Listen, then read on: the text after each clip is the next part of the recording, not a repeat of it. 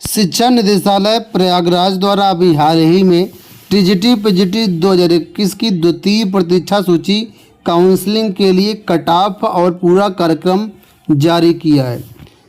यहाँ पर देखिए ये कट ऑफ आपके सामने सभी विषयों की कट ऑफ है और इसमें आपको बता दें 3 जनवरी को काउंसलिंग होनी है। बहुत सारे साथियों द्वारा लगातार प्रश्न पूछे जा रहे हैं मुझसे कि सर हम अपना नाम कैसे देख सकते हैं, प्रतीक्षा सूची लिस्ट कहाँ मिलेगी, कैसे डाउनलोड करेंगे, क्या प्रक्रिया रहेगी काउंसलिंग की। तो इस वीडियो के माध्यम से मैं आपको संपूर्ण जानकारी दे रहा हूँ स्टेप बाय स्टेप कि लिस्ट आप कहाँ से डाउनलोड करेंगे, कैसे नाम अपना देखेंगे, कैसे पता चलेगा कि आपको काउंसलिंग में जाना है या नहीं जाना है। इन समस्त पॉइंट पर हम बात करेंगे, तो वीडियो को आप लोग पूरा देखना और अभी तक चैनल सब्सक्राइब नहीं किया हुआ तो चैनल को सब्सक्राइब कर लो। यहाँ पर देखिए 15 दिसंबर की डेट मिलेगी, लेकिन ये जो सूची है, ये जो कट ऑफ नोटिस है, ये करीब 20 दिसंबर के आसपास जारी की गई थी। और यहाँ पर देखेंगे तो विज्ञप्ति में साफ तौर पर बताया गया है, इस नोटिस में देखेंगे तो यहाँ पर 3 जनवरी को काउंसलिंग के बारे में बताया गया कि 3 जनवरी को आपको प्रयागराज पहुँचना है 11 बजे से 3 बजे के बीच। काउंसलिंग के बारे में यहाँ पर डिटेल्ड से सारी चीज़ें दी गई हैं, अगर आप चाहें तो इनको पढ़ सकते हैं। चलिए मैं आपको सबसे पहले बताता हूँ कि आप काउंसलिंग सूची जो है या कहें प्रतीक्षा सूची कहाँ से डाउनलोड करेंगे। आपको एड्रेस बार में यहाँ पर देखिए चयन बोर्ड की वेबसाइट दिख रही होगी, लेकिन फ़िलहाल कुछ टेक्निकल रीजन की वजह से यह डाउनलोड नहीं होगी। बाद में आप ट्राई करना, हो सकता है खुलने लगे। तो मैं इसका आपको अल्टरनेट एक लिंक दे रहा हूँ। ये देखो लिंक यहाँ पर मैं डाल रहा हूँ आपके सामने, governmentjobcenter.com। ठीक है, यहाँ पर जाएंगे तो ये देखो लिंक मैंने यहाँ पर ओपन किया हुआ है। इसमें सभी विषयों की प्रतीक्षा सूची की जो मतलब लिस्ट है आपको मिल जाएगी। आपको सिंपल सा नीचे की तरफ आना है, यहाँ पर आपको 2 लिंक मिलेंगे। पहला लिंक यहाँ मिलेगा, देखो लिखा है टीजीटी पीजीटी 2021 वेटिंग लिस्ट। ये गूगल ड्राइव का लिंक है। इस लिंक में सभी विषयों की प्रतीक्षा सूची डाउनलोड आपको हो जाएगी। इसके अलावा चाहें तो आप अलग अलग सब्जेक्ट की भी लिस्ट डाउनलोड कर सकते हैं। ड्राइव वाला लिंक हमेशा काम करेगा, इसमें कोई दिक्कत नहीं। मैं करके भी दिखा देता हूँ। यहाँ पर जैसे क्लिक करेंगे गूगल ड्राइव वाले लिंक पे, आपको इस तरीके से देखिए खुलेगा। आपको यहाँ पर सिंपल सा क्लिक कर लेना है। अब यहाँ पर देखिए इस तरीके से फोल्ड अलग अलग जो सब्जेक्ट की यहाँ पर PDF दी गई है। आपको जिस भी विषय की चाहिए आप उस विषय की यहाँ से डाउनलोड कर सकते हैं। इसी तरीके से आपको टीजीटी का मिल जाएगा, पीजीटी का मिल जाएगा। सपोज करो आप उर्दू को डाउनलोड करना चाहते हो, उर्दू वाले पे क्लिक कर लेना। देखिए PDF आपके सामने खुलने लगेगी, थोड़ा सा वेट करना है। ये देखिए PDF आपके सामने खुल करके आ गई है। तो इस तरीके से आप सभी विषयों की प्रतीक्षा सूची डाउनलोड कर सकते हो। अभी लिस्ट आप डाउनलोड कर लिए, ठीक है। ये नई लिस्ट नहीं, आपको बता दें ये लिस्ट चयन बोर्ड द्वारा 28 दिसंबर 2021 को जारी की गई थी। तो अगर आपके पास पहले से ये लिस्ट है तो आप उसी लिस्ट में चेक कर सकते हो, नई लिस्ट है तो आप इसको जो है डाउनलोड कर सकते हो। चयन बोर्ड द्वारा जो लिस्ट जारी की गई तो उसमें 25% अभ्यर्थियों की लिस्ट जारी की गई थी। मतलब चयन बोर्ड की नियमावली के अनुसार 25% वेटिंग लिस्ट जारी की जाएगी। इसी वजह से टीजीटी पीजीटी 2021 भर्ती में जो 25% अभ्यर्थी कट ऑफ के बिल्कुल जस्ट नीचे थे, यानी जितनी सीटें थी उनका चयन तो कर दिया गया था, उसके बाद 25% अभ्यर्थियों की प्रतीक्षा सूची जारी की गई थी। तो जो फ्रेश अभ्यर्थियों का जो चयन हुआ था उनमें से बहुत सारे अभ्यर्थी जो ज्वाइन नहीं किए थे, उन्हीं सीटों पर प्रतीक्षा सूची अभ्यर्थियों की ज्वाइनिंग होती है। तो जहाँ जहाँ पर सीटें खाली होंगी उन सभी जिलों से, सभी विद्यालयों से ब्यौरा मंगाया गया है और जितना ब्यौरा वर्तमान में निदेशालय के पास उपलब्ध होगा उन पर इस प्रतीक्षा सूची से आपको ज्वाइनिंग दी जाएगी। तो जिसका प्रतीक्षा सूची में नाम है सिर्फ वही काउंसलिंग में पार्टिसिपेट कर सकता है। अगर आपका नाम नहीं है तो आप पार्टिसिपेट नहीं कर पाएंगे।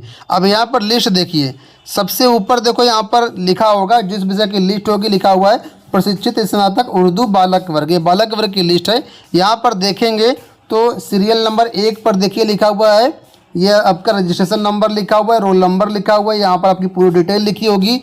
यहाँ पर कैटेगरी लिखी हुई है कि आपका चयन किस कैटेगरी में हुआ है। अगर कोई उप श्रेणी है तो उप श्रेणी यहाँ पर लिखी होगी और आपका ओवरऑल मार्क्स कितना है वो आपका यहाँ पर लिखा होगा, यानी ये आपके मार्क्स हैं।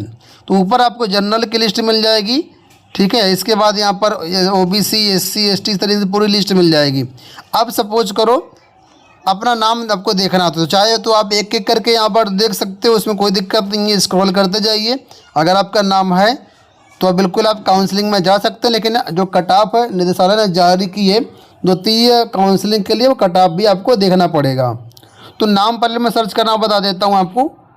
जैसे ये तो लिस्ट बहुत छोटी है, 4 पेज की, तो आप आराम से डाउनलोड कर लिए, लेकिन कई विषयों की लिस्ट बहुत ही लंबी लंबी है तो बड़ी समस्या होगी। तो यहाँ पर आपको क्या करना है, ऊपर देखिए एक बटन मिलेगा आपको, ये देखो यहाँ पर सर्च का बटन होता है, यहाँ पर क्लिक कर देना। अब सपोज करो आपका नाम रवि है तो यहाँ पर आप रवि डाल देना, ठीक है।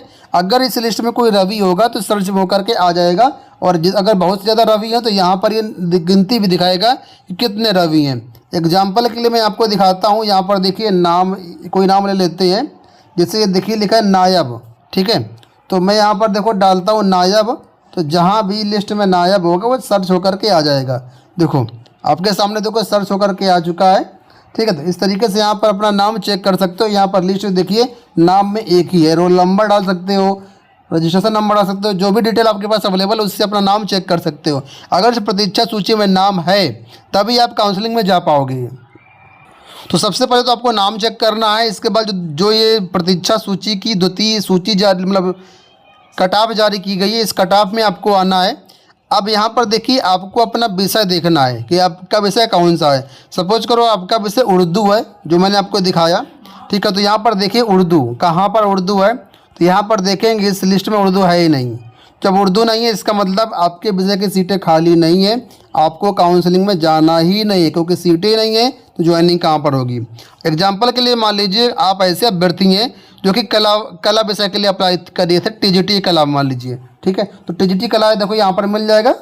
अब यहाँ पर देखो सीटें कितनी हैं, कला में मात्र सीटें हैं 2, कला के सामने देखो 2 सीटें लिखा हुआ है। और एक सीटें किस कैटेगरी के लिए है, तो यहाँ पर लिखा हुआ है अन्य पिछड़ा वर्ग एक्स आर्मी। तो अन्य पिछड़ा वर्ग के अंदर के जो सब कैटेगरी एक्स आर्मी जिसकी है केवल उसकी सीटें हैं। अब एक्स आर्मी में जिसका कट ऑफ 211.38 से ऊपर है या 211.38 है वही केवल जाएगा काउंसलिंग में, बाकी कोई भी अभ्यर्थी काउंसलिंग में नहीं जाएगा। इस तरीके से आपको अपने विषय की कट ऑफ देखना है, अपने विषय की लिस्ट देखना है। अगर आपका कट ऑफ इसके ऊपर है और आपका प्रतीक्षा सूची में नाम है तो भी आपको काउंसलिंग में जाना है। अब काउंसलिंग में क्या क्या लेकर के जाना, तो यहाँ पर देखिए लिखा हुआ है क्या क्या लेकर के जाना है। आपको जो भी डॉक्यूमेंट्स हैं सारे डॉक्यूमेंट्स आपको लेकर के जाने हैं, मूल प्रमाण पत्र भी और उसके फ़ोटोकॉपी भी, आधार कार्ड, 2 पासपोर्ट साइज़ की फ़ोटो, साथ में TGT PGT भर्ती के लिए जो फॉर्म भरा था आपने आवेदन पत्र की भी आपको फ़ोटो यहाँ पर लेकर के जाना है, ठीक है। और जो भी आपके डॉक्यूमेंट्स हैं, कास्ट, रिजर्वेशन, सारा कुछ आपको लेकर के जाना है। स्वप्रमाणित प्रति लेकर के जाना है आपको, वहाँ पर 2-3 सेट लेकर के रख लेना। तो ये चीज़ें आपको लेकर के जाना है। तो यहाँ पर देखो जो चीज़ें मैंने थंबनेल में मेंशन करी थी, मुझे लगता है सारी चीज़ें मैंने यहाँ पर आपको बता दी है। एक क्वेश्चन और कुछ छात्र पूछ रहे थे कि सर क्या ऐसा भी हो सकता है कि मान लीजिए कोई अभ्यर्थी फ्रेश लिस्ट में उसका चयन किया था और उसने वहाँ पर कॉलेज में गया और जो है ज्वाइनिंग ले ली, लेकिन ज्वाइनिंग लेने के बाद उसने जो है वहाँ से रेजिग्नेशन लेटर दे दिया, मतलब त्यागपत्र दे दिया नौकरी से, तो क्या ऐसे सीटों पर भी काउंसलिंग होगी? प्रतीक्षा सूची से जाना चाहिए। तो आपको बता दें ऐसी सीटों पर काउंसलिंग नहीं होगी।